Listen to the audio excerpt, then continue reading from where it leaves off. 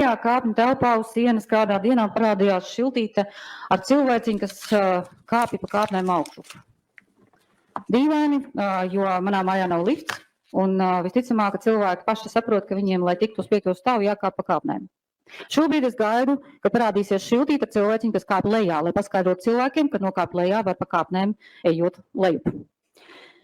Kad mēs iebildām pret sētnieku brigādes ieviešanu, iepratim tātad sētnieka, kuru mēs ļoti labi pazinām mūsu mājā atlaišanu, mums Rīgas nama pārvaldnieks piedāvāja pašiem apmaksāt mūsu sētnieka materiālus, darba stundas, atvaļinājumus, slimības lapas. Mūsu māja saņēma 30 eiro sodu katrs iedzīvotājs par to, ka Rīgas nama pārvaldnieks saulēcīgi nenorēķinājās ar zemes baronu, tā saucamo Šlitkas kantori, par zemes lietošanas izmaksām.